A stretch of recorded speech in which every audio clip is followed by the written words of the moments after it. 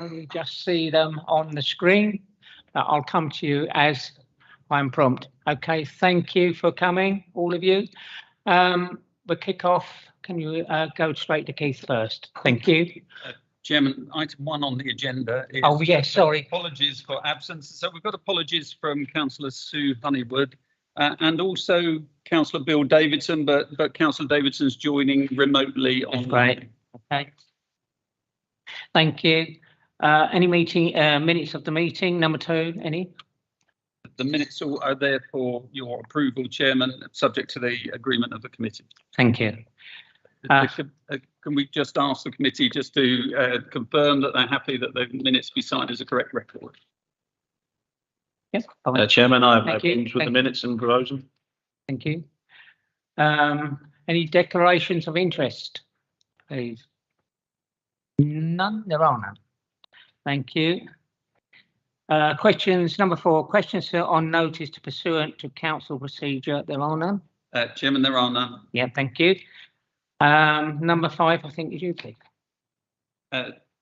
Chairman, I think we're for this item, just to recap, the committee last looked at this matter a year ago and heard particularly from Essex County Council about measures it was seeking to promote in legislation with government, and the decision of this council was to support them with their endeavours and to make sure that tendering district councillors were signposted in relation to education and homeschooling and those that are missing from education.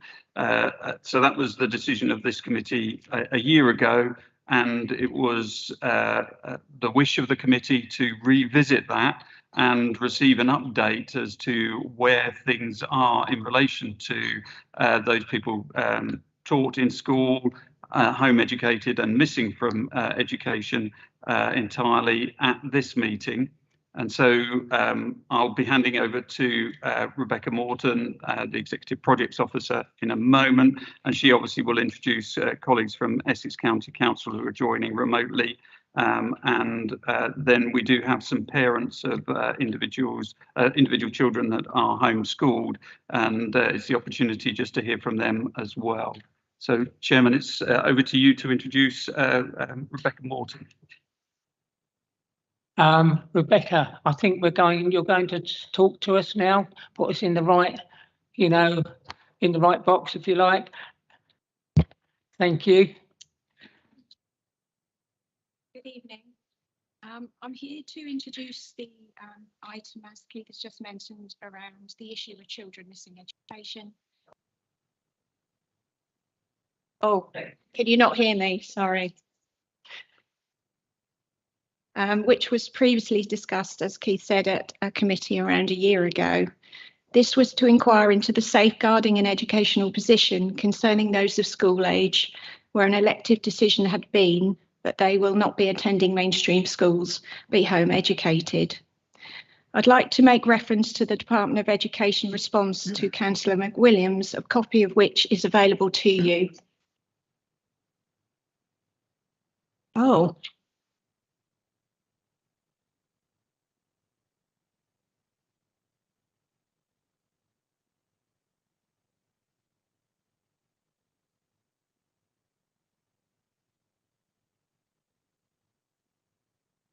To twiddle the knob. Do I? I'll get closer, shall I, next time? Okay.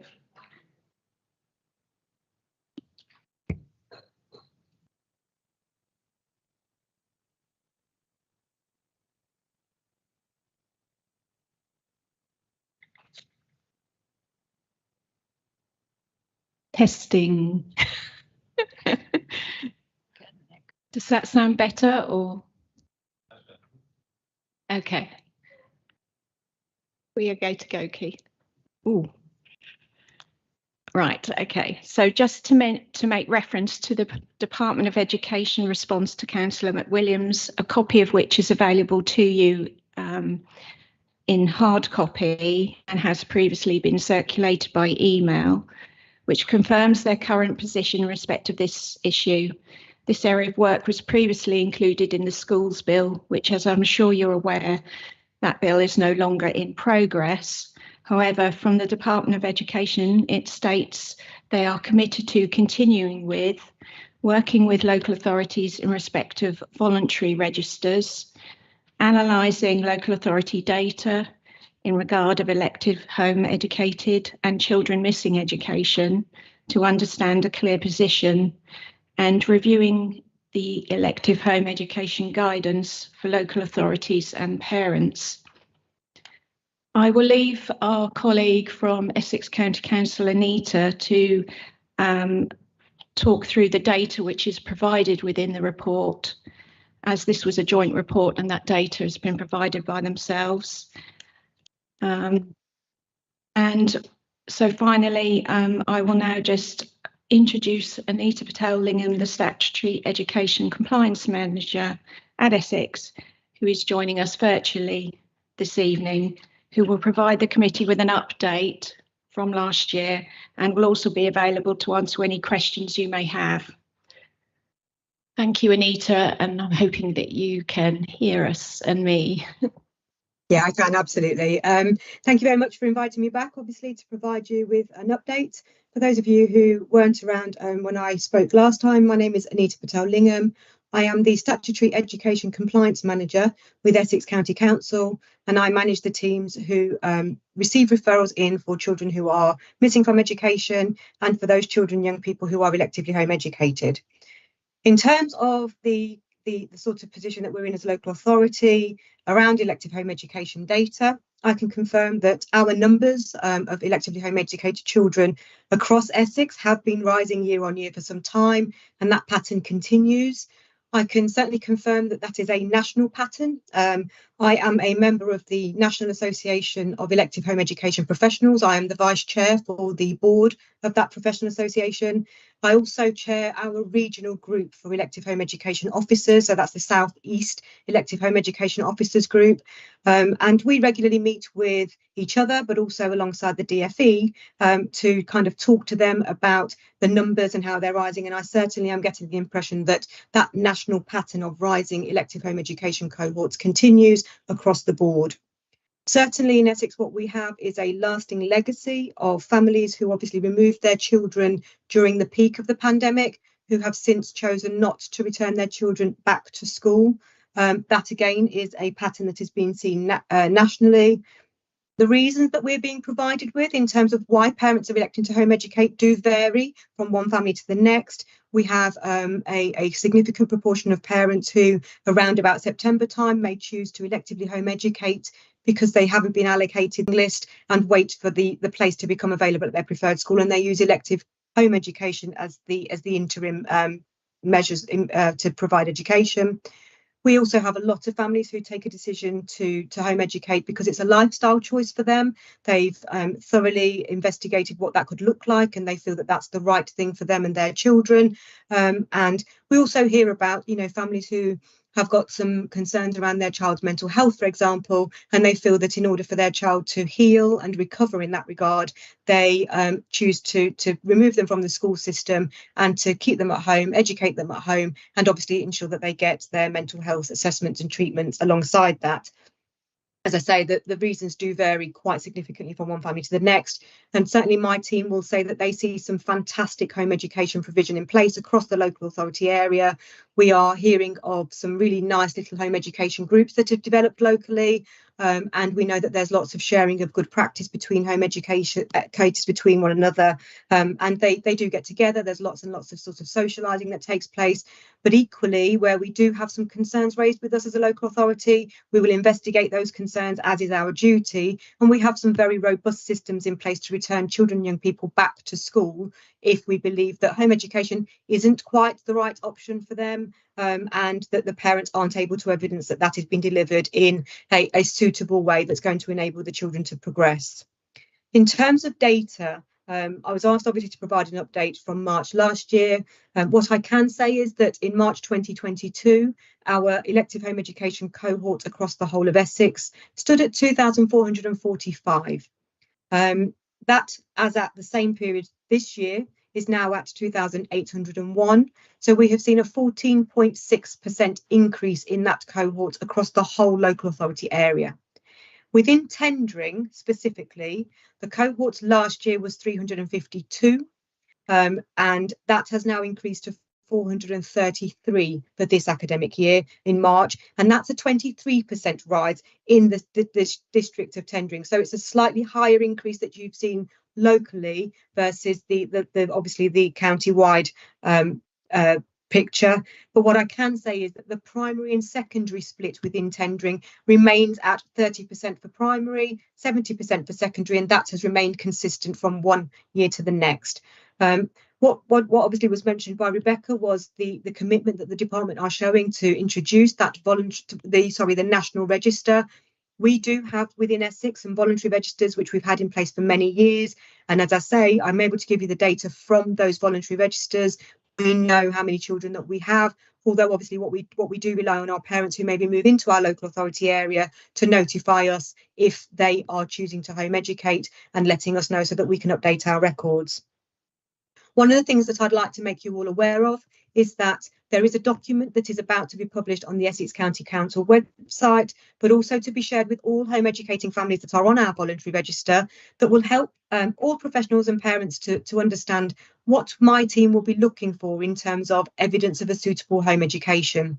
It is a document that was devised in conjunction between the National Association that I've already referred to, of home education professionals, alongside some of the very large home education organisations that support families and parents who are home educating. And the Department for Education have also had sight of that document and are happy for that to reflect what is already within the guidance, but in a more succinct way. So that is a document that is being published and in the process of being disseminated across the board so that schools, parents, professionals all are aware that that is what my team are working to by way of seeking evidence of suitable home education. By way of an update, that was what I wanted to share with you. Obviously, if there are any questions, I'm more than happy to take those questions and answer as many as I'm able to. Thank you, Anita. Thank you. I got that completely. I would like to speak to Michael O'Brien, is it? O'Brien. Does he have anything to say? No, I need to add that Anita's responsibilities for children missing education and elected home education, but within our portfolio, we also look after those young children that have been excluded from education, from permanent exclusion or fixed term exclusion, and also for those young people that cannot attend school because of medical issues, etc. So across the piece, our department covers those areas. Thank you, Michael. Thank you. I'm really grateful for the parents making contact via Councillor Clifton and attending this evening to assist us with their experience of home education for their children. Last question. If we've got 4 parents in the room with us this evening, and they may wish to speak now and tell us about the lived experience that they think that would help the committee. So over to yourselves.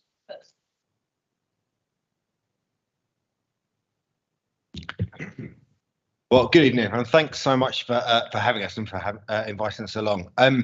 So if I tell you a little bit about my experience of home education, so for myself, I went to a mainstream school, went up through the kind of the traditional system. For my own children, we decided that for my second daughter, who was diagnosed with autism, that the mainstream school system would be very difficult for her. It took us a long time, unfortunately, to obtain a diagnosis for her, but we knew that it would be a huge challenge for her, and that's when we began to look at home education as a viable option, and we made that choice for our children for our educational options. Actually, it gives us lots of flexibility. It allows us to really meet my daughter's particular needs in a way that we don't particularly feel that a mainstream school would be able to in as much of a flexible way. I'm certainly not against school. My eldest daughter is in a mainstream school now. We home educated her up to throughout her primary years, and now she attends a secondary school where she's thriving, doing really well. So really pleased and proud of her for doing that. We really love home education because it, as I say, it lets us do things in a way that really works for our family. It's very positive. I think probably one of the questions that everyone asks is how do you ensure children have a really good social? How can home educated children how do you develop their social skills? It's one of the first questions we're asked. And for my own children, they get to interact with not only one another but other children of their own age, but also people throughout the community. So they attend various clubs and scouts and that kind of group or youth groups, but also they engage with people in the community of different ages. So their social experience isn't limited to a classroom of children of their own age, but of people of an older generation, of working age children, of all sorts. So they're able to kind of gain that experience and those social skills through interacting with lots of different people in lots of different walks of life. I'll pause there because I'm conscious there's 3 others who want to speak, but I'm happy to take any questions anybody would like to give me. And I only focus on one particular aspect there, but I'm happy to pause. Thank you. Buddy. Pardon? I'll talk next. Yes, if you and you are, if I'm right, you're Tracy. I'm Tracy. Hello. Okay, Tracy. I come from a different experience because I've got 3 boys, 2 who've gone through mainstream, and then my youngest, I home educate him. And the reason being that his needs weren't being met at school either, more because he's gifted and he's actually doing his GCSEs at home in year 8 when he's 12. So I'm fast tracking him through learning. So being perceived that children don't get an education at home, actually he's getting a better education. He's actually going to sit his GCSE at the end of this year in maths, and he's working at a level 8, which is a B grade.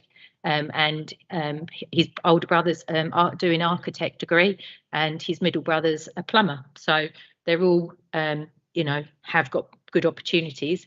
Socially, we've got a good social group. So there's quite a few in his age group that we meet up regularly and do things. Like at the weekend, their social was that they got on the buses and had to work out the timetables to get to Clacton and then watched a film. And then they had a budget of how much to spend in the cinema. So they're getting that. And we also pull together our knowledge. So like on a Wednesday, I do a maths group and a few of them come round, and we did geometry last week, and we take it in turns to do different structured lessons. So academically, they are actually getting a good education from being at home, and it's adapted to each child. So it works really well for us. Yeah, and also quite a few people from our group are teachers as well. I'm teacher background. Your education background. Yes, yeah, education. And there's quite a few mums who are teachers too, and they've elected to do it, I think, mainly because they know their children's needs, and we can give them a better education than in a class of 30 odd children.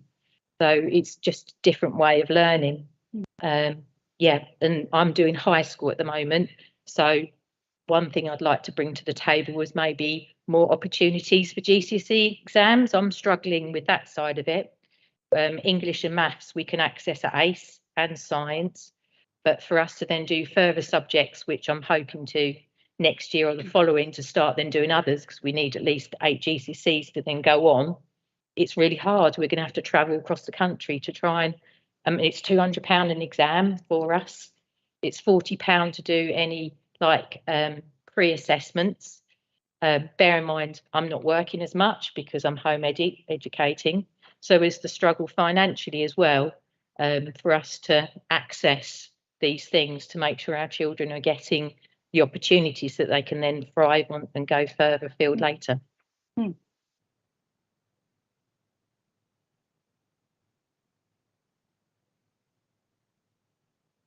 Thank you, Tracy. Would you like to speak, Emily? Thank you. Hi, I'm Emily. Yeah, again, different situations. I've got primary school age children, 9, 7 and 2. They both, the 2 older ones, started in primary school. My eldest just struggled in that environment. I mean, we all know what school structure is like. She has been diagnosed with ADHD, and in the end, for her as a girl with it impacted her well-being. So she ended up with anxiety and issues like that. So we took the decision to home educate her. I also come from a background of early childhood education, so got a lot of knowledge about it, and safeguarding and well-being and that sort of thing. I would say that the approach to education we take is very much being able to follow their passions and interests, and that's one of the wonderful freedoms, because if you do any studying on education and learning as a human, you'll find out that really you need to be able to deep dive into the things that grab you. And in schools, sadly, there's so much to cover. You can only kind of touch the surface, and even if children are engrossed, they then have to move on to the next thing to tick the boxes. And so that's one of the things we love. We can fully dive into what they're into at that moment. Regarding our community, we have a really strong community in Frinton, Walton, Clacton in particular. We gather several times a week. We learn in the woods. We have a forest school where the children have learnt about building fires, but then the science behind that and how that all works. They've built things with some of the fathers who are builders, so they've been able to build bird houses and really develop their skills with their hands. We also have a science tutor who comes once a month, and they spend a whole morning with him. So there's so many opportunities socially, as well as Andrew said. You actually see the benefit of them not only socializing with peers, because the group will range in ages, and you see the older ones nurturing younger and the younger supporting older, and they thrive through it in both ways. So that's a real benefit that I think a lot of people don't realize when you start to worry about the socialization of home educated kids. They actually are chatting more comfortably with older people than you'll see school children able to do. So yeah, that's my background and where I'm at with the education journey. Do you want to speak to? Thank you, Emily. Reverend T. Chase. Oh, yeah. And I really could just go on with all the positive reasons why our own families decided to home educate. I'll try to limit it to things that haven't been touched on too much, but also say that I'm not only here as a home education parent, but in my ministry, I work with other families who home educate as well, so I'm aware of other situations. But for ourselves, we didn't really have any sort of educational needs one way or the other that led us towards home education. It was really just a desire for us to be as involved as possible with our own children's education. And a big part of that, which has been touched on, is how much more scope there is for each child's education to be tailored to his or her own, not necessarily special needs, but interests, but also where they are in each particular subject. For example, a child who's really thriving at mathematics can be challenged more in that direction. Who might be falling behind maybe in reading, you can take the time to make sure that the child sort of catches up with that without having to go with every subject at the same pace that 30 other children are also going at. Another really positive aspect of the home education is just taking advantage of the wonderful resources that we have in this country that we live in.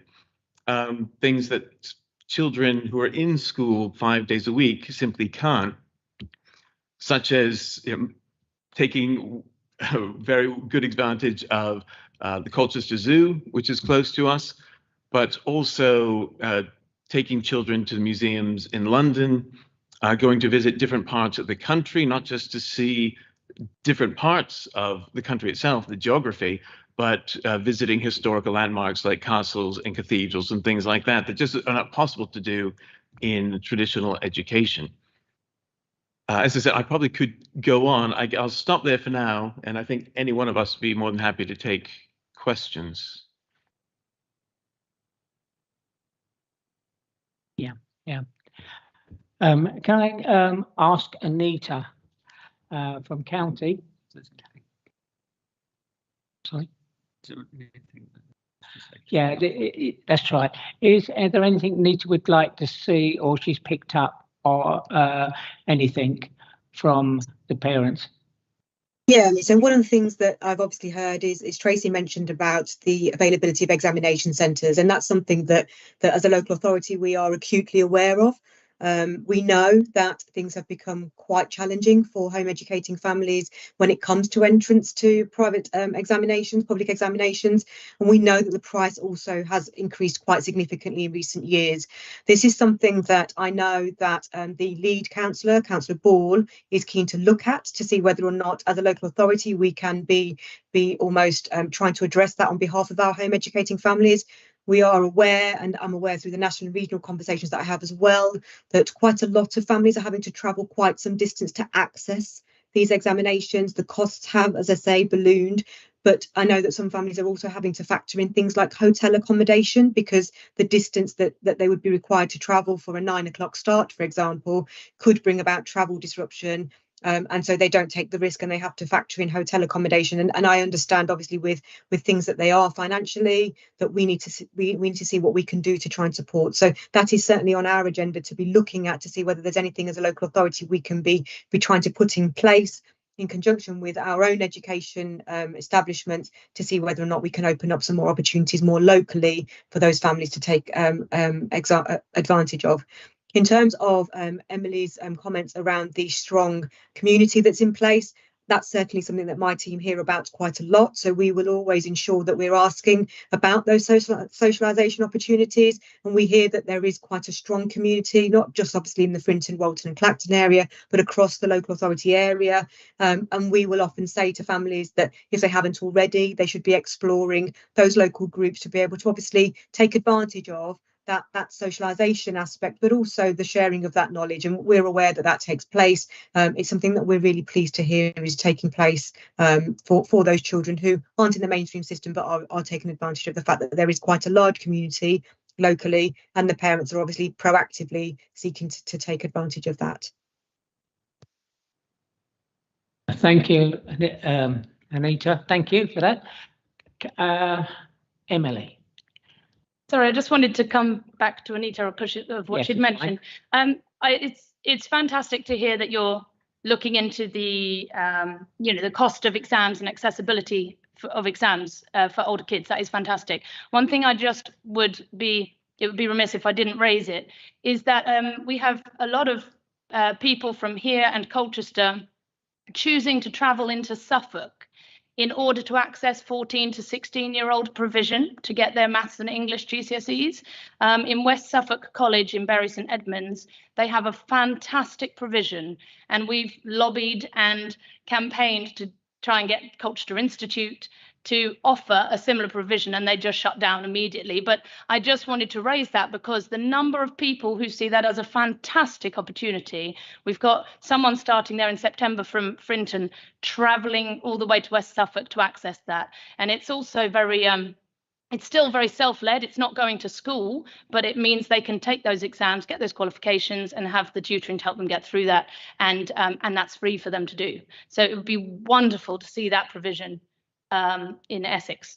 They do in some education settings, like the 14 to 16 things where they can get support to go and do the exams and things. That's what I mean. Yeah. Yeah, and we haven't got anything in our area at all. And also even like in the natural side, because my son loves nature and animals, we're having to go to Suffolk and things where they do bug hunting and do more advanced stuff with understanding creatures and things and that. There's not much around this area, so we're having to travel. Or travelling into Suffolk for it. Yeah. Okay. Yeah. I'm going to ask the committee. Graham, you wanted to speak? Yes, please. Thanks. Thank you. Thank you. Thanks. I had a few questions, but I think you've answered most of them. So the first, do you do this as a group? What you've done tonight, or what you're doing tonight, do you do this type of thing? Do you talk to other organisations and agencies? I just met Tracy tonight. Oh, well. So no, this is not Okay. something we normally Okay. do. Sort of, we've gotten to know Paul. I don't even know how. Just we've connected with him and have come because he's invited us. But no, this isn't something we sort of do regularly. Well done, because you come across really positive, strong, and passionate. I am representing a group of 10 parents of high schoolers, so what I do as a group, but not with you. But yeah, we as a group of us, we do. Yeah, I think it's fantastic. But obviously, you all mentioned that you tailor the needs to the child, and that you. Mine, if you could go. Oh. So the way you tailor the needs to the individual, I think is really good. I was going to ask about, do you get access to all of the material you want? And obviously you've flagged up about the travel and also the cost. So maybe there's something we could make a comment as a committee about that. And then obviously the groups and socialising, which is always a worry, because we do the children socialise, but you've covered that okay. And then the economics, you mentioned about the economics, which I thought was really good about the, going on the bus and going to school. But there's always a but. You're very passionate as a group and as individuals. How do you view that other children, the parents, might not be as passionate and as good as you? That is obviously a tricky question to answer. I would say all I can say is that choosing to home educate for every single parent I've met has not been an easy choice. It doesn't make their life any easier. You'll find that most parents are giving up a lot to do it. They're either giving up income, their own freedoms, and there's financial weight on your shoulders, just like not just trips and to exams, but I mean, you have to pay for all the paper and pencils and glue and everything they need to explore everything in the world. It's weighty. So, there may be a handful that don't have the same passion, but I've not met them. And the ones that do come out of school, of which we've seen more and more come out, we're getting contacted through social media so quickly saying, I've made the leap, biggest decision of my life. It took them a long time to make that choice. And when they did, they're immediately seeking us out and immediately asking, help me, show, how do you do it? What do you do? And that's where the support comes around. So, some may not be as vocal as us, and often worry whether they're doing enough, but I can assure you they are, because it's more than enough when they care that much for their child. Yeah, good answer. Chair, can I just come back one last thing, and there's probably maybe it's a comment which we could put as a committee. You mentioned about you can't access papers, etc. The way I look at it, if they were in mainstream school, they would get a lot of stuff automatically, wouldn't they? So what you're saying is, and I'm words into your mouth, that you would like help, that would come to you as well as to children in mainstream schools. Is that a tact? Answer? Yeah, absolutely, because we're buying lots of different textbooks and workbooks and things. Plus also we have, I pay for ACE and have lessons as well a week, because they do need extra too, because I've only got so much knowledge that when you get to GCSE levels and things, there's going to be, you need specialists for some of the subjects, and that comes at a cost. A private teacher is £30 an hour. So and I'm having to work. I was a full-time. I run a nursery locally, children's nursery, and I've had to cut my hours back and pay staff to cover me so I can give my son what they need. So, it does come at a financial strain, because we're not working as much, but paying out more to make sure we meet our children's needs.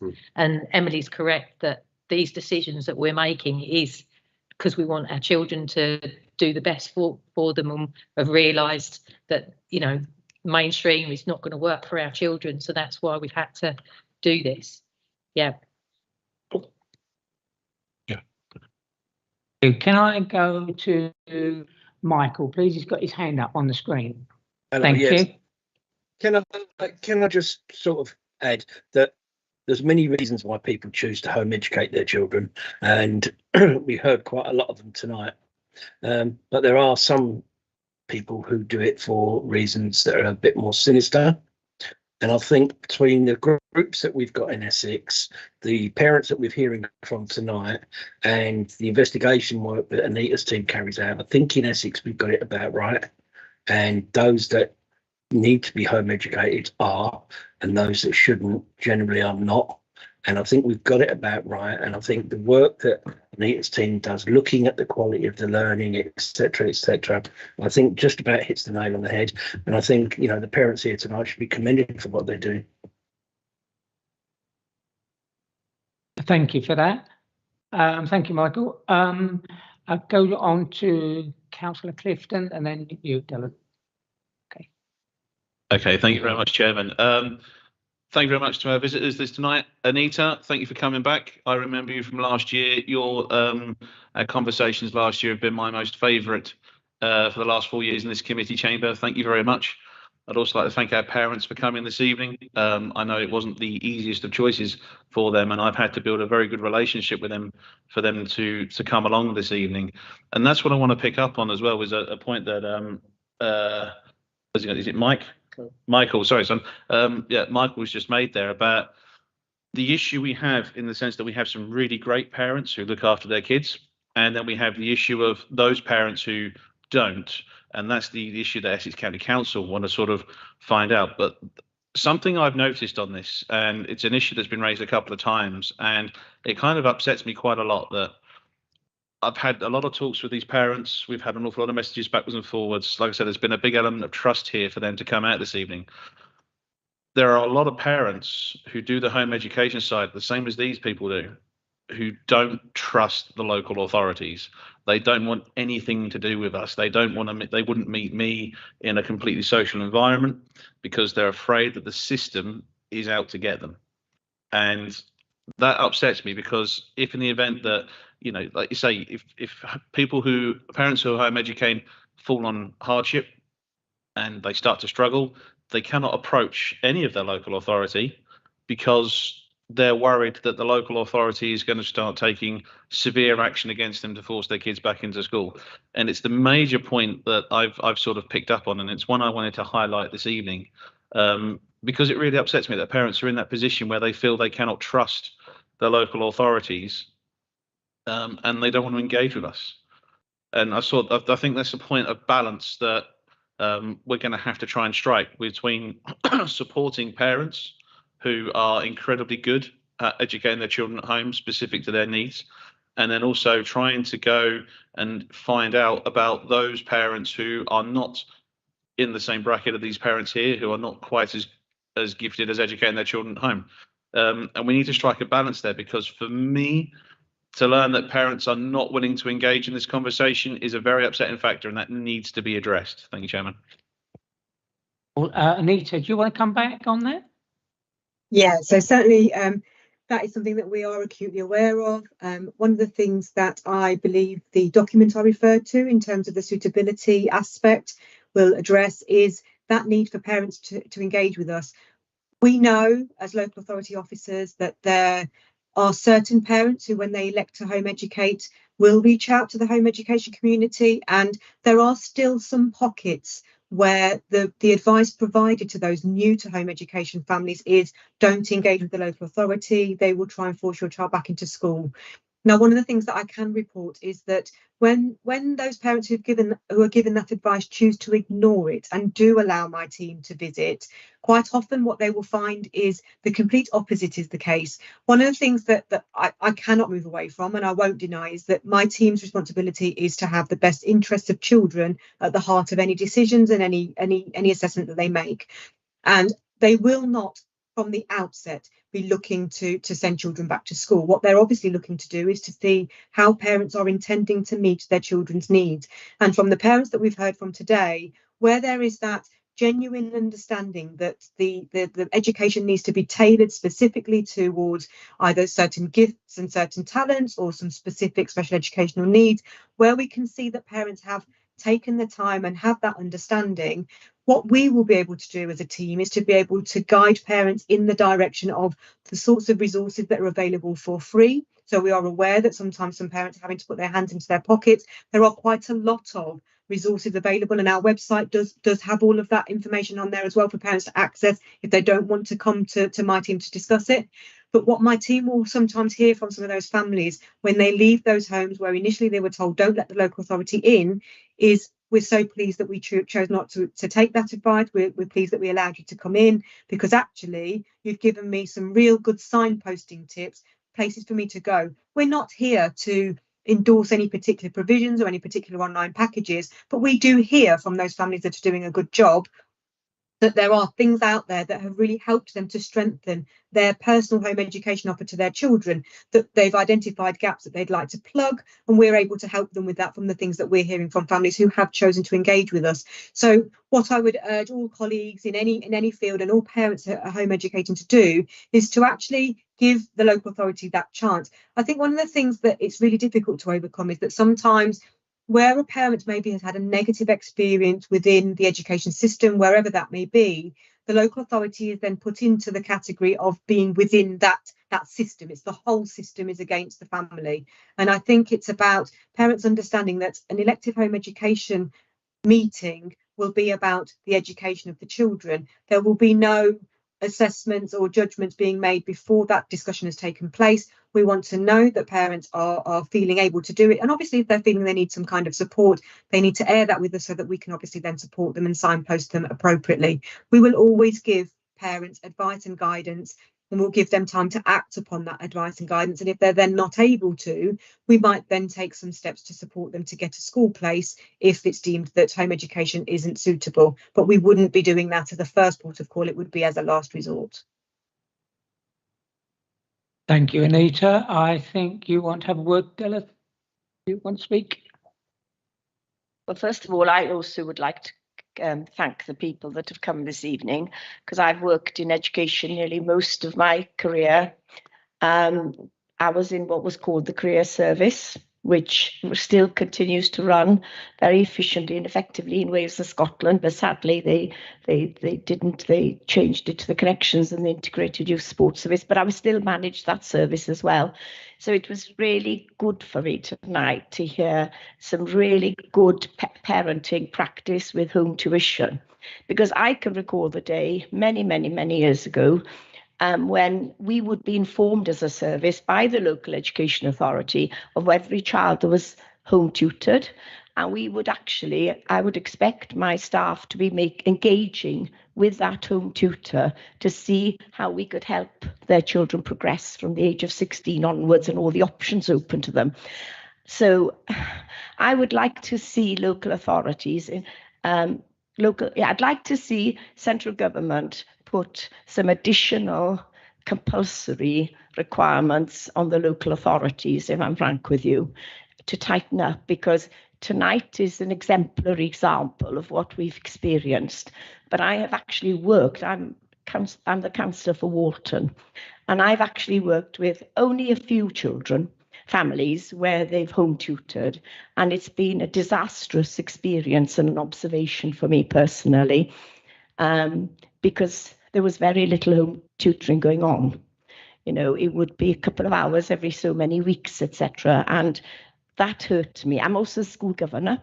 So if you are mindful to ever open up your little group, I would welcome an opportunity to meet with you, because I might be able to use that, what I'm learning from you, to transfer. Although it's primary that I'm a school governor, I have 2 areas of specialism, special education needs, that's my responsibility, and also the religion, culture, whatever, which goes across everything that you're teaching. So you may have some examples that I can, encourage the school to introduce, and some things in assembly that I try to influence at times. So my concern is we want all home tutors to follow your example, if I'm honest with you, to put it frankly. It's and I think it has to start a central government point. It has to put mandatory requirements on local government, on Essex County Council. County I worked with for 26 years was Suffolk, and I've worked in several Welsh authorities as well, is that there is statutory requirements on closer support for home tutors, which includes some of the things you've raised, and I'm not going to go into in detail because you know what they are. So it's a big thanks from me, because I've learned quite a bit tonight, and that's really useful that I'll be able to use personally. But also there are some messages still to take away to Essex County Council, that where they can perhaps improve the services that they provide to you in support. So thank you very much. Thank you, Dylan. Bill, I can see you on the screen. You want to speak? Yeah, if you don't mind, yeah. Most of my questions I was going to ask has already been answered quite well, actually. First of all, I'd like to congratulate the parents for the way that they are schooling. It sounds as though they've got it quite right. But is this, I just wonder, is this a true reflection of the cross-section of people that are actually schooling? The ones that I've dealt with from where I live is nothing like what the parents have just gone through. Absolutely nothing at all. And I wonder, what regulations have we got over the parents that are supposed to be, I will say supposed to be, homeschooling. I'd like to know if the Anita has got anything she can tell us about that. I'm going to ask a couple of questions, if you don't mind. And the other one is, how far are we with forgotten children, the ones that leave school and don't get home tutored and move around? How far have we got any advances on that? They're the two questions I'd like to ask tonight. Thank you. Anita, you want to come back? Yeah, so if I could just firstly respond to Councillor Miles's comment. So just to confirm that in terms of the provision for careers advice, we've certainly got that covered, certainly for year 11 pupils. So any child who was in their final year of compulsory school education is notified to what we now call our employability and skills team, and they do receive contact from that team to be provided with those post-16 options and some advice and guidance in that respect. So we've certainly got that. And in terms of the support aspect, I know that Rebecca obviously talked about the response from the DfE to the letter that was sent, and there is still that ongoing commitment to introduce a register, a national register for those children who aren't in school. Alongside that, there is also, from the discussions I've been having with the DfE, an ongoing commitment for the DfE to explore what support they would like all local authorities to have in place for home educating families. So that was just in response, obviously, to Councillor Miles's points that we've certainly got the post-16 advice in hand, and for year 11, so that they're aware of what their options are. They are signposted to get any further advice that they may require. And in terms of that commitment to offer support.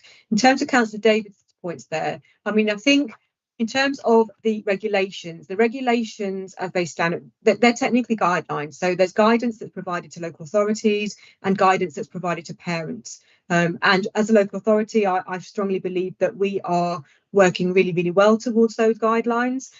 We do, obviously, we investigate any concerns that are raised with us. We take those concerns from any avenue, so we're happy to take them anonymously if required. And I mentioned this when I met with you last time. One of the things that we are aware of is that there may be some professionals who are working with families where home education is maybe a choice for one or more of the children within the family, and concerns arise through that interaction that might have nothing to do with education, but there's an inkling there that maybe the home education isn't as good as maybe it ought to be.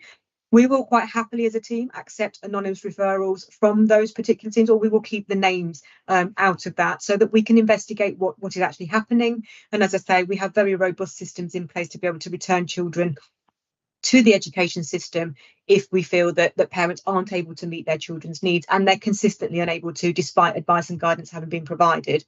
One of the things that I know the DFE are working on is reviewing those guidelines, both the guidelines to the local authority, but also to parents, to try to strengthen that, to make sure that it is very, very clear, very transparent, that any ambiguity that might already be written into those guidelines have been removed. And certainly they are taking lots and lots of advice from local authorities, but also large home education organisations, to hear what within those guidelines is causing friction and concern, and maybe some sort of poor relationships between local authorities and parents, so that we can kind of move away from that.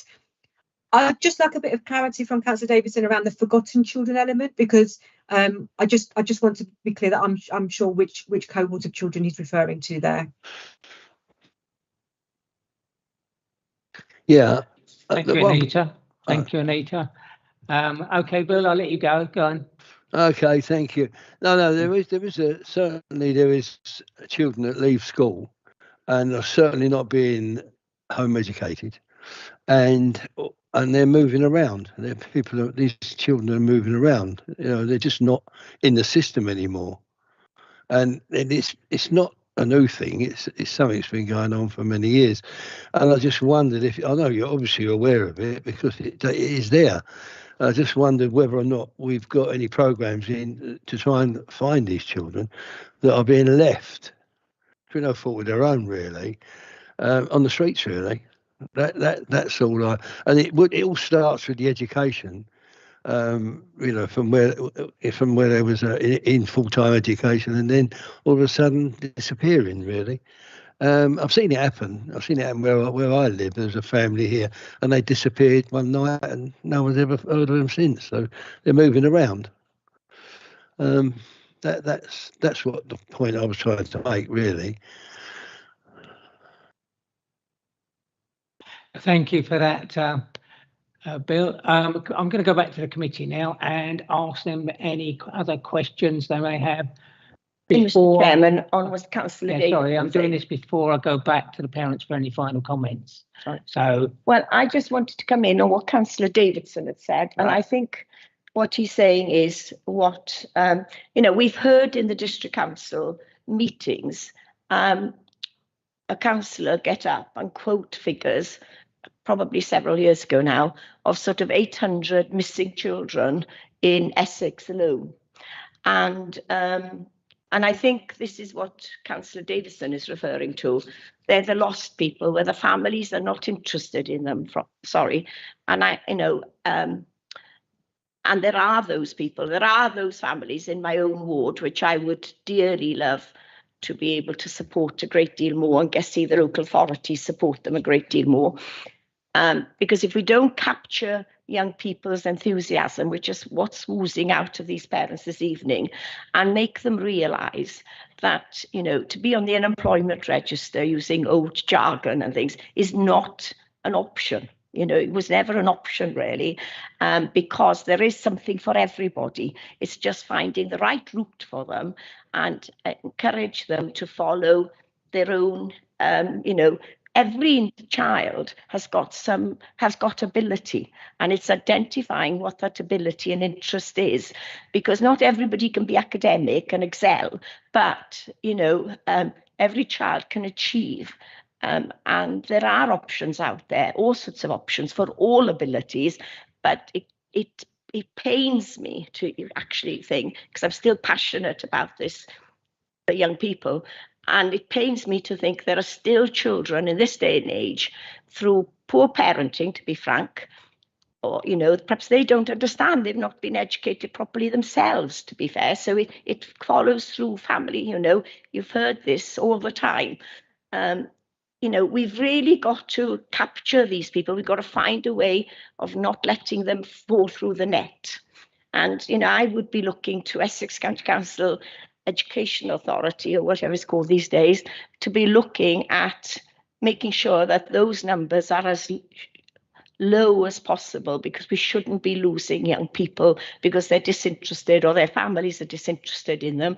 We've really got to address this problem, because it helps long-term society. The whole thing impacts, permanently on their lives. So I know where Councillor Davis is coming from. I understand what he's saying, and what I think he's saying is there are young people just wandering around aimlessly because they've not had the support they should be having from any sector, including their own families.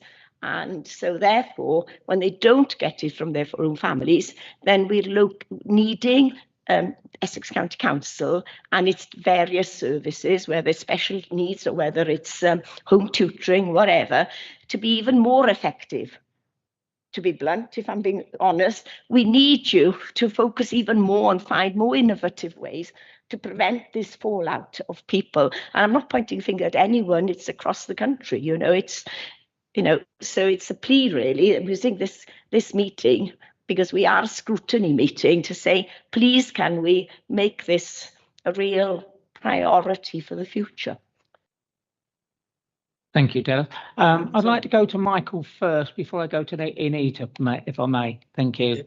Can I return? I think we've diverted the conversation a little bit from home education, and my focus would say, sorry, is that we're not talking about the children that are coming from home education now. We're talking about those that potentially dropped out, missed out, fallen through the net. Generally, that's not children who are home educated.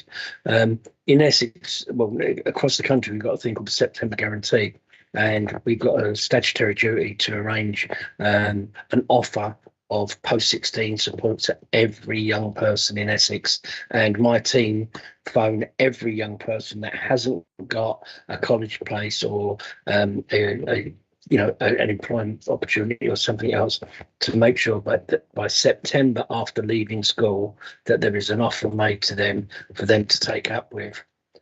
In addition, when I'll hand over to Anita, Anita's got a team that investigates children missing education, and that's separate to the home education team that goes and investigates and finds every child that's missing from education and intervenes. But I'll leave that to Anita to continue on. Thank you, Michael. We'll go to Anita now, please. Yeah, so just in terms of the cohort that Michael's referred to, I think there's sort of two strands to that. In terms of children who are forgotten, what I will say is that every school, when they deregister a child, whether it's for home education or any reason, is statutorily required to submit a notification to the local authority.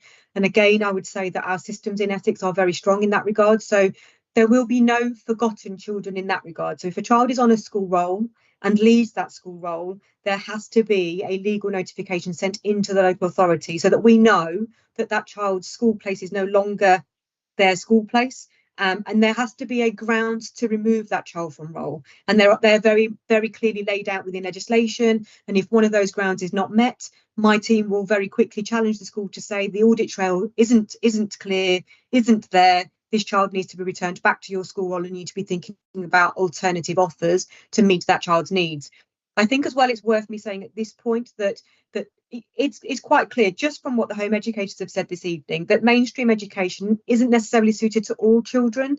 And what we do have is a growing alternative provision offer across the local authority. We have a list of providers that we as a local authority have properly assessed and we're in support of schools making use of.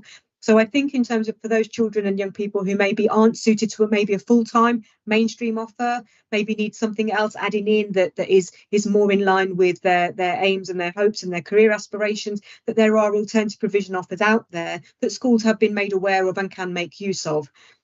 Ultimately, as well, there is that punitive side of the role that I play. So I also manage the teams who do attendance work, and where children and young people aren't attending school regularly and where there don't appear to be any valid reasons for that absence, there is obviously the statutory function that the local authority plays in responding to schools' requests to either issue penalty notices or to look at prosecuting families. But what we will only do that if we can see that schools have tried everything. And there is a new document that's published, and I apologise because we are kind of moving away from the topic that I was here to talk about, but the Working Together to Improve School Attendance document, which was published in May last year, is a fantastic document that we as a local authority are working towards making sure that we're working really well against in terms of bringing together all the key services. That's education alongside social care, alongside health colleagues, to identify those children and young people who maybe are struggling with their attendance at at school for one reason or another, and to work together to remove any of the barriers that might be preventing that regular attendance, so that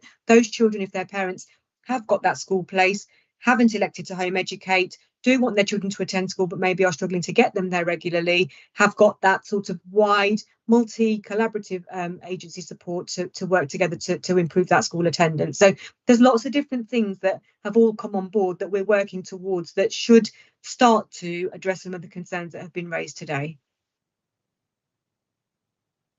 Thank you, Anita. Can I go to the committee? Anything else you would like to say, or okay? You get my pennyworth in here. I'm very aware of a family that I'm strictly confidential. I'm not going to say any more than that. But the child is in year 8 now. Throughout year 7, there was an issue, and there was she was suspended or expelled or whatever the words are these days. But she only has half an hour schooling Can I a just day. remind you, what you're saying now is live streamed. Yeah, no, I'm saying. So anything No, I'm confidential? just saying she has half an hour schooling a day from from our local high school. I don't consider that to be adequate. I'm sorry, half an hour schooling a day. I'm sorry. Let's also look at, for me, scrutiny is about celebrating excellence and using it as an example of how things can be done differently. But for me, scrutiny is also about addressing things we know on the ground that are really happening in our own communities. And this is what I want Essex, because it's my local authority, to really address and acknowledge this is happening and it's not good enough, and it will take more money or whatever, or more innovative things. I've been passionate in the past in this very committee, as you know, about libraries and the threat of closure. Why aren't we using resources like that and things more? Giving children laptops at home isn't always the solution, because all they do is look at social media, not the work they're supposed to be doing. Let's be truthful if we're doing scrutiny and really hit home on some of the things that, instead of just celebrating things, which is to be applauded and congratulated, but until we actually accept that there are elements that are still, hitting a small percentage perhaps, but they matter, they really matter. Thank you. Thank you, Des. I am now going over to my. Hello. Yeah, can I come back on that, in that young person would come under my responsibility, and I'm hoping that she will have been assessed and the most suitable provision available to her is put in place. If that is deemed only to be an hour, I'm hoping, and I will double check if you can send me the details, that is because that is what is the right provision for that young person. If it's not, and you send me the details, I'll look into it and to see what happens. But it's on the understanding that some children can't cope with the full-time education, either for medical reason, emotional reasons, or whatever, and therefore it's deemed that an hour a day, whatever, is the best in their best interest while they're recovering from some health problems or from mental health problems or from anxiety. If you send me the details, I'll get it looked into and I'll make sure that she's got whatever is the best provision for her.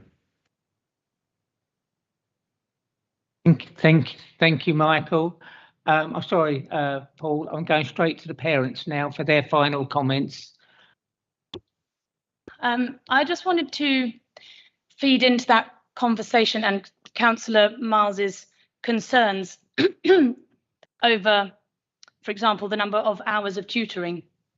And just to, from a home educator's point of view, share that a lot of home educators choose to educate in a way that is not sat down at a table with paper and pen. So I think I would like just to make you all aware that most of us consider every waking hour now of our children's lives their education. And, there may be a day where they don't pick up a pen because instead they're baking cakes and selling them locally and interacting with maths and science in many different ways. So I just wanted to make sure that was raised, because good. It's important to be aware of that. And, the education is true life experience as well. And I think it's very easy to, if you, for example, I think that's why when Paul mentioned that parents are concerned to let people in, I think it comes from a fear that the local authority don't understand the style of education we give. And that would be one. So, for example, if we let someone like Anita come to talk to us and they pulled out guidance, or as you said, you'd love to see regulations from above, what is making people stay well back and not want to engage is the idea that you would walk in and go, right, tick these boxes, or, you know, can your 6-year-old do this and this and this, because that's what they do in a public school. And I think that's where the fear stems from. A lot of home educators choose to not push reading and phonics at the age they do in school at 4. You look at some of the best education systems in the world, Finland, they don't even introduce it till 7. So you simply can't come and try and compare and assess in that way with testing and in that way, because they're developing in different ways and at different speeds, hopefully unique speeds for themselves. And I also wanted to ask Anita, she's mentioned a few times a new document coming out about guidance and things like that. I wanted to know whether that document has been created with the help of home educators, because that for me is one very simple first step into helping home educators feel comfortable with engaging with you. And for me, I would say, I'd love to sit down and help you create the document, as in, because then we feel like someone who understands home education has had an input in the guidance you're giving, because a lot of us can feel that the people sat around that desk pulling a document together have come straight out of public schooling, teachers or whatever, and therefore have don't have the knowledge of how it works. So I'd love to know that that was happening for those things. There we go. I'm sorry, Emily, you cannot ask for direct questions. I apologise. Yeah. There you go. Thank you. Thank you.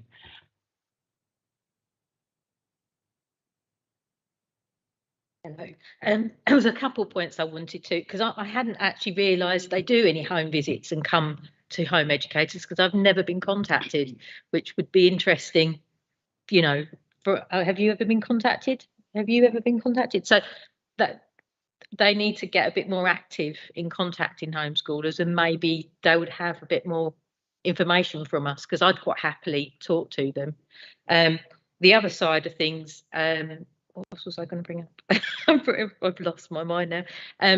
Was about children being missed in the system. I agree on that, because I've worked with families and do sit around the table and stuff with my job, and there are children out there who do get missed. And I'm actually on roll because we were doing an hour a day at a school every day, and he wasn't gaining anything apart from anxiety. So that's why we ended opting into homeschooling, because it was better for him. And I don't feel there was the support there and the assessments to meet his needs for it. And we never had a contact of how they could meet our needs and what they could do to improve the system. And we're actually still waiting to go to another school. He's been made an offer at a school which will meet his needs, but the local authority hasn't agreed funding.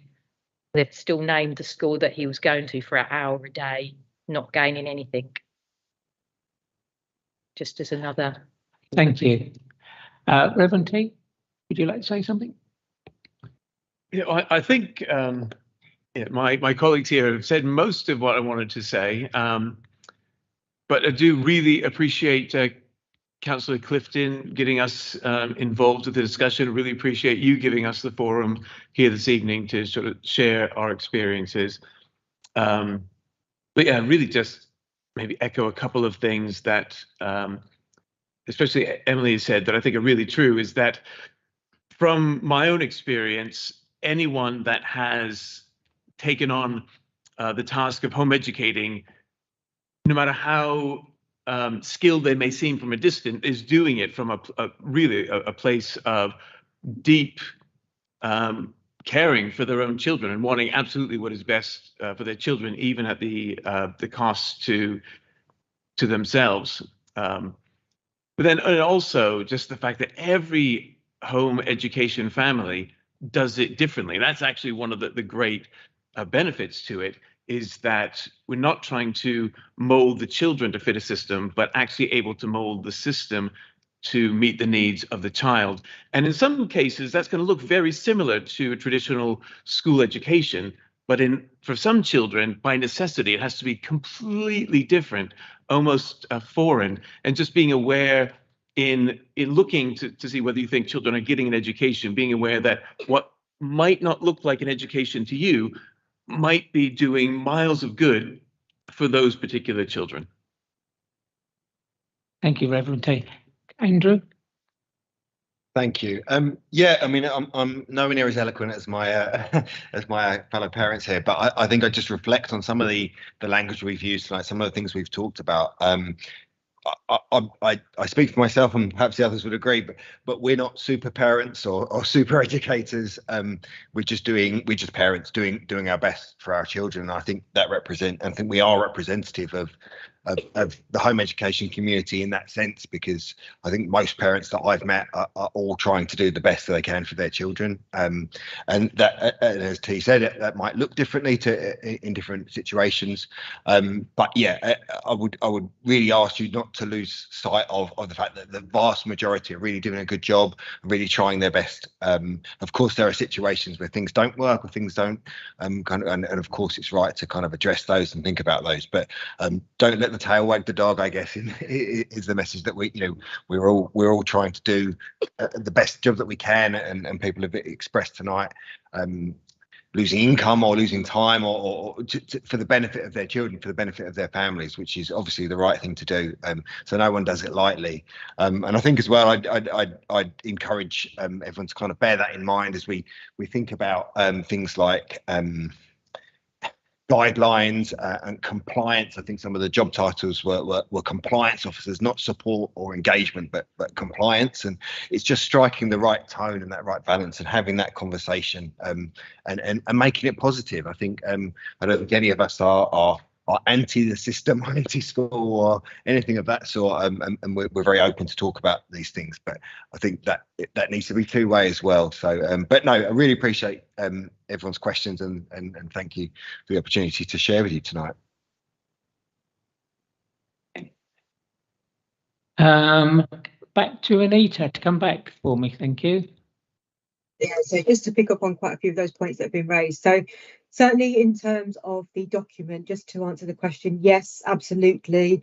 The guidance document that is due to be circulated to all home educated families is something that has been put together very closely alongside Education Otherwise. So many of you may know of Wendy Charles Warner. She was very heavily involved in the putting together of that document. She certainly shared a lot of feedback that was taken into consideration. And as I say, once the professionals organisation and Education Otherwise representing home educating families were satisfied with the document, it was then just put in front of the Department for Education to ensure that it aligned with their own personal guidance documents. In terms of the question around whether or not all families are contacted, that is something that we are really looking to improve on, because the April 2019 iteration of the guidance stated that the DFE's guidance, stated that all local authorities should be on at least an annual basis seeking to make contact with all families. Now, because our current structure was put in place in September 2018, that additional very clear provision within the new guidance wasn't factored into our resourcing. So at the moment, I can confirm that my team will act upon any concerns that are raised in regards to families who may be home educating or may not be providing the sort of home education that we would hope for.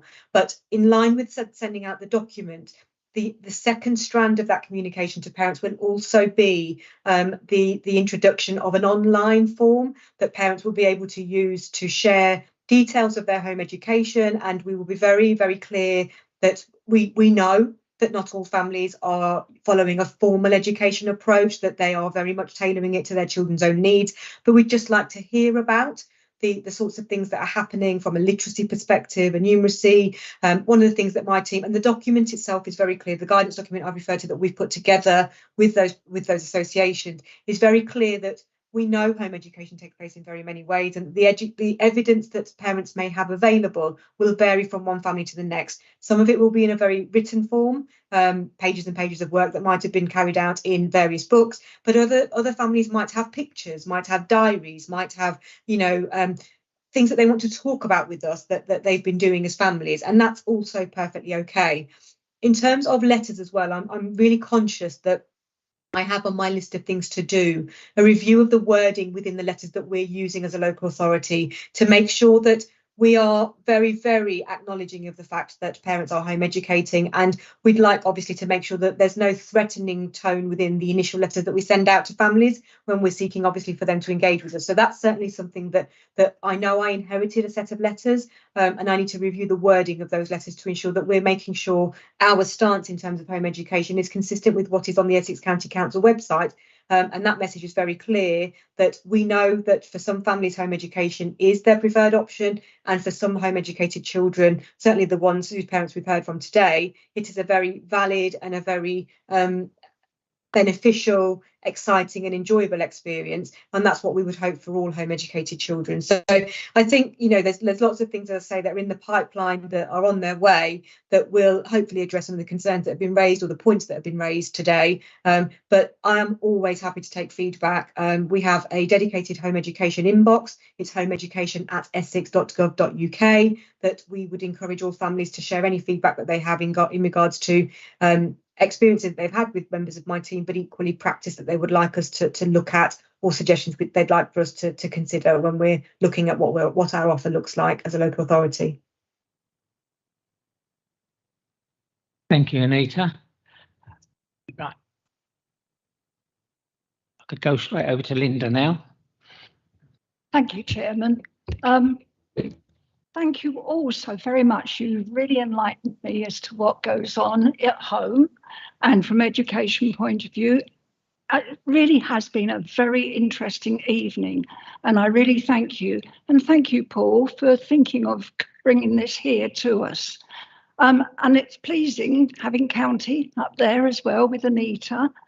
I really am very interested in what you have actually discussed this evening between yourselves as to how you can progress if there is a way, and it looks as though Anita is actually promising that, and the areas that you are concerned about.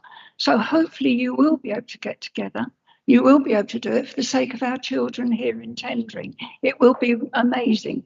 Sorry that you have to cross the border into Suffolk, but it's not such a bad place, and it's quite handy and near.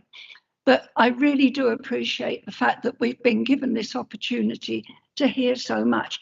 And I do know that my colleagues here have been making several notes, especially this one, and she does love putting pen to paper.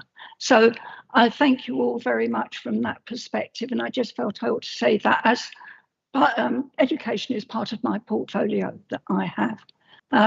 So it ties in quite nicely with other areas. And thank you to Anita for being so positive in what there is that could and helpful with all the things that can be done. Thank you, Chairman. I hope you didn't mind me just having to say that, but sitting here listening, it really has been an eye-opener as to what actually goes on behind the scenes. And it's so, well, it's so good.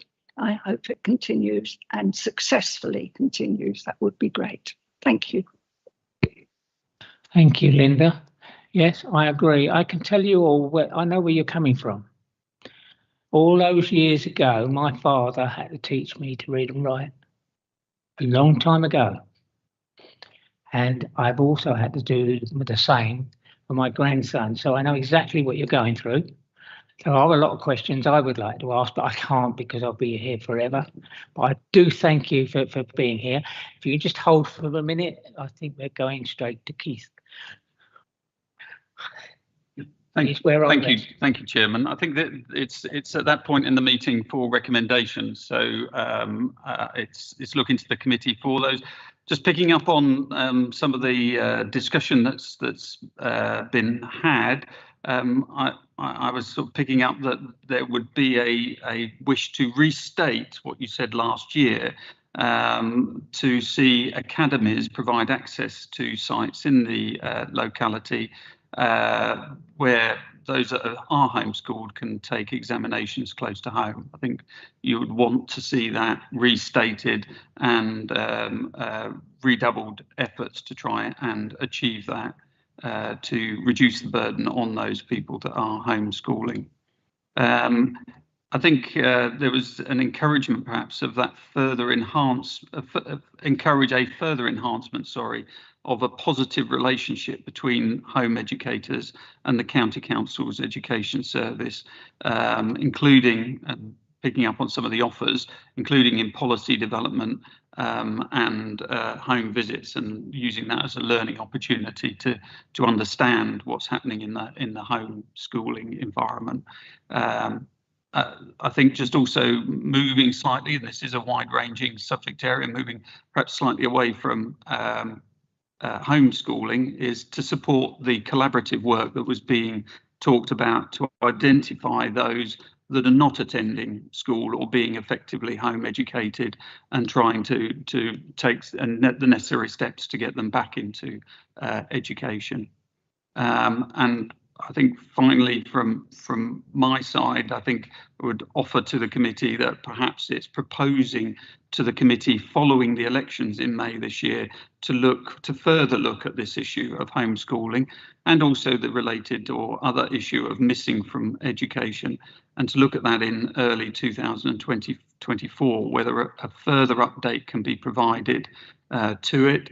And that we use the opportunity to identify who further to invite to the meeting, or who else we can obtain evidence from to support understanding of the whole subject, but also to support that sort of joint working and the opportunity for best practice to be developed locally in those areas. So that's what I think I picked up from your discussions, Chairman, if they are something the committee wants to pursue. Yeah, thank you. Can we go back to the committee? Yeah, Paul. Thank you, Chairman. I pretty much endorse everything the Head of Democratic Services has just said there. However, on his third point about identifying the missing children from education, obviously they'll possibly tend to be of an older age. So instead of just trying to get them back into education, maybe add all the offer of an apprenticeship scheme as well. Going forward, as we said, we normally make recommendations to Cabinet or full council, but that's not really physically possible with the elections coming up. So I think from the things I've taken from this evening, for me, obviously, is that big issue of trust and trying to get the various parties involved in this engage with one another. I think going forward, I say as councillors, there's probably not a lot we can do. However, what we do have is a really good resource in the Prince's Theatre. So I'm thinking maybe our recommendation from this can be to officers to maybe arrange in the not too distant future an evening or a day or something where Anita and Essex County Council can come down. We offer open, and we put an open offer to parents of who home educate to come down and to engage with Essex County Council on that occasion in complete anonymity. There's no need to sign up or anything. They can remain completely anonymous, but to build that first bridge, as it were, of communication between home education parents and Essex County Council, that could be a potential issue. I'm looking for nods or shaking of the heads there. Hang on, let me finish. And of course, along with that as well, with what I endorse what Councillor Steady said earlier about increasing access to resources to make it not necessarily not make it easier, but to level the playing field for you guys. Like you say, you have to supply all of your own educational equipment. You have to supply the funding for the exams. Obviously, you don't get the advantage of school meals and food prepared at school. You have the additional bills. So where schools get all that funding, we should at least look at trying to make this more of a level playing field for you guys who need access to all of that. And I think that is where I will leave it, other than to say thank you to Anita and Mike from Essex. It's been another great discussion, guys. Thank you very much. And thank you to the parents who have come along this evening. Thank you. Thank you for that, Paul. Any other recommendations, please? Any others? Sorry? Do you approve that? Well, what the sorry, I can't. I'll let you speak, dear. Sorry. Can I?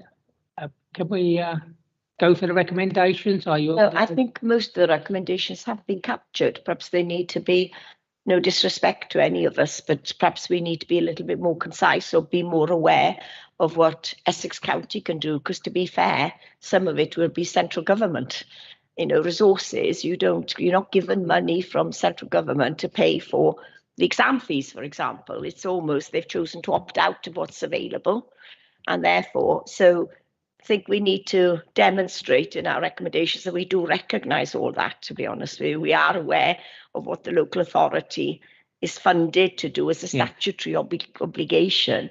Okay, thank you, Della. We're going to bring this to a close now. None of you have got any recommendations. You don't want to go with a recommendation. We can leave it to the next new committee if you want to. So it's entirely up to you. One of the most important recommendations is that some of us may not be around this table in future, but I don't think this subject matter should disappear. And I think Keith, our head of democratic services, has captured that really well. I think it should be almost a statutory agenda item on the meetings in future. If I'm frank with you, it shouldn't be lost in the system. Our own system that we can influence. Yeah, what I'm after is, are we approved? We're approving this or not?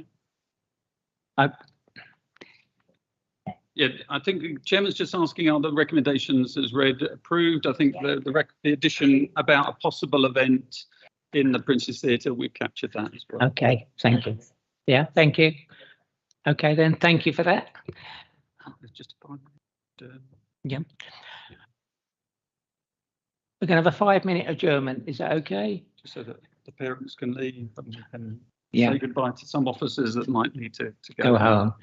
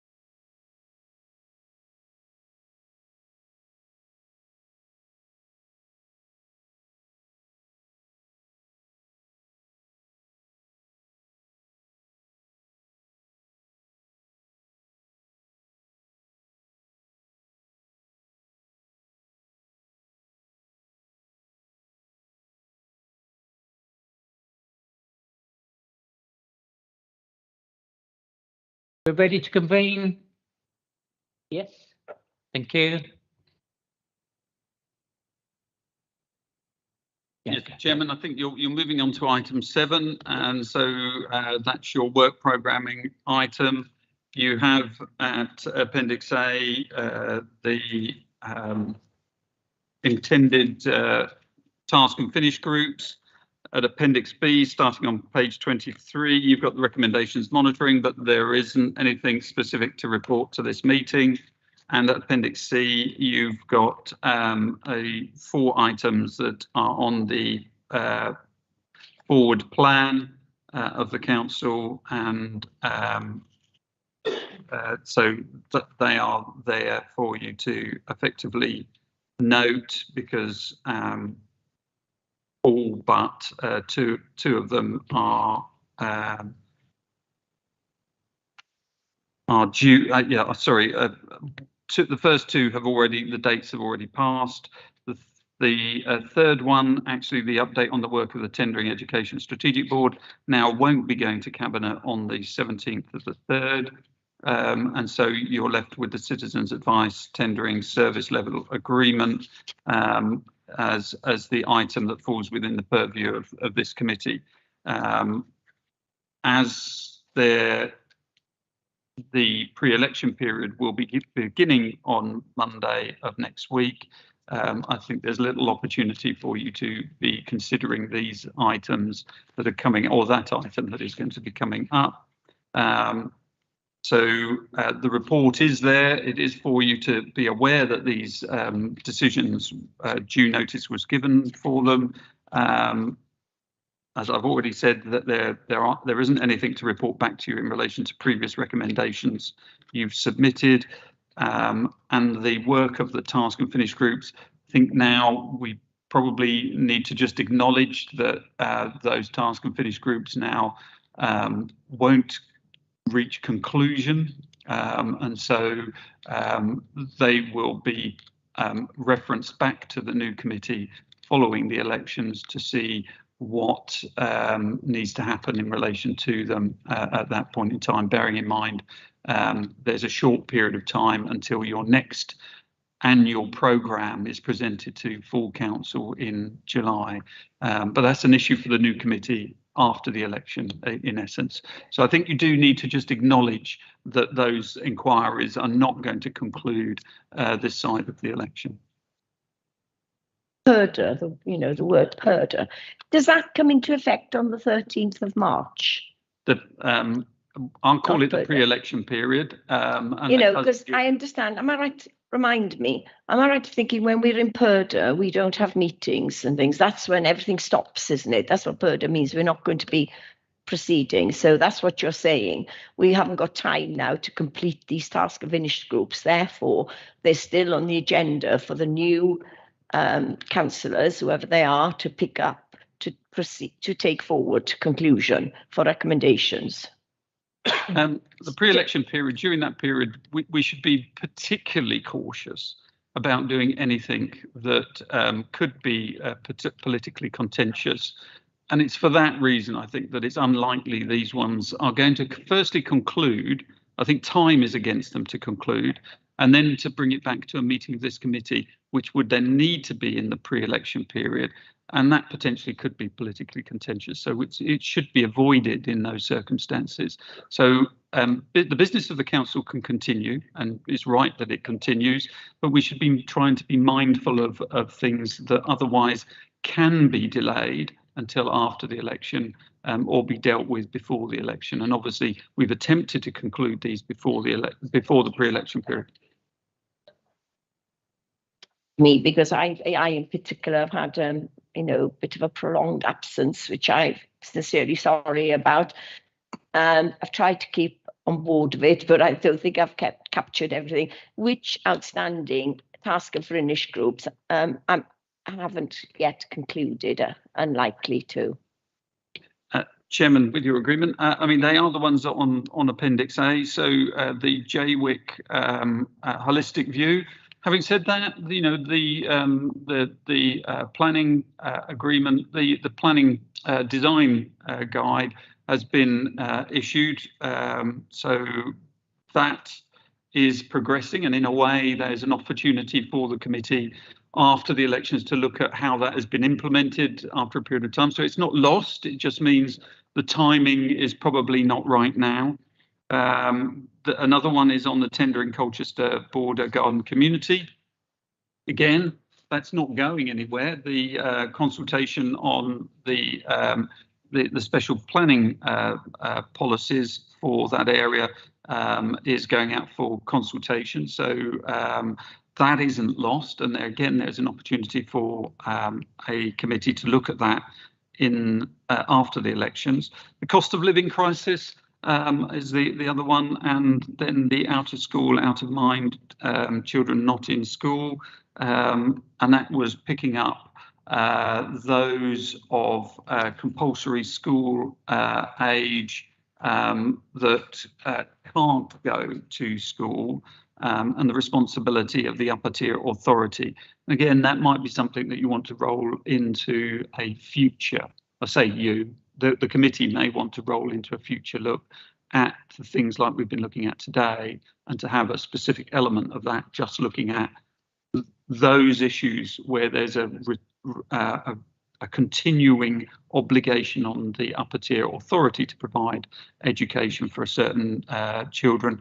And what the Ombudsman was saying was, is that duty being properly addressed by the upper tier authority? And the experience of the Ombudsman in issuing its report was to say there was examples, not just in one authority, but in a number of authorities where that duty was just not being properly addressed. So I'm not saying Essex isn't, I'm just saying it's an opportunity for the committee to look at, are they addressing their responsibilities, bearing in mind the issues that were picked up by the Ombudsman. And again, that issue isn't going to go anywhere. It can be something that the new committee after the elections could look at. So they were task and finish groups that were established. In fairness, we've struggled to get them to meet in the period of time since they were established. But for the reasons I've said, not everything is lost. There is the opportunity to put it back onto the work programme after the elections and allow the new committee to determine and prioritise what it wants to see progressed with. Bring it to close. If everybody you're okay to call this to be close this now? Okay, no more to say. Good. I'm free now. So And, I think, and I'll see you. I think, Chairman, we will just acknowledge that those task and finish groups have not been able to progress to conclusion. So,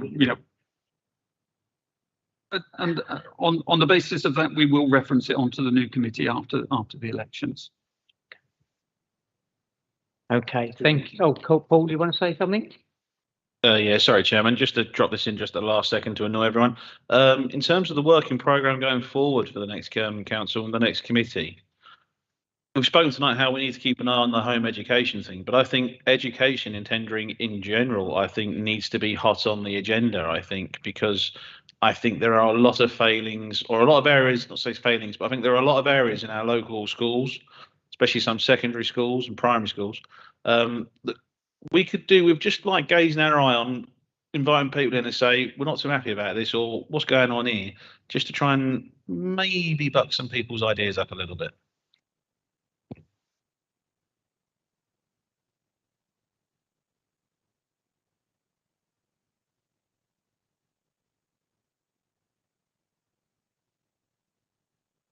Struggling to recruit governors, because it can be a very onerous task if you take it seriously, etc. But then, you can commit to whatever you think on your committees. But I do feel that I've been very disappointed actually with some of the task and finish groups, because I've been very aware that we've had more than one email coming out from Democratic Services seeking nominations from members to go on certain task and finishing groups. I have found that incredibly worrying. But also, I would say, I know the tendering district as an authority has over the years put quite a good officer support into schools, because they have been. But I would like to see members do more than just be their counsellors in their areas. So whatever happens after May, my voice will continue in some form or other, perhaps more challenging than currently, because I do think that, you know, it'd be nice to see members do a bit more voluntary type contributions in their areas as well, because they've got so, you know, they should have something to bring to the table.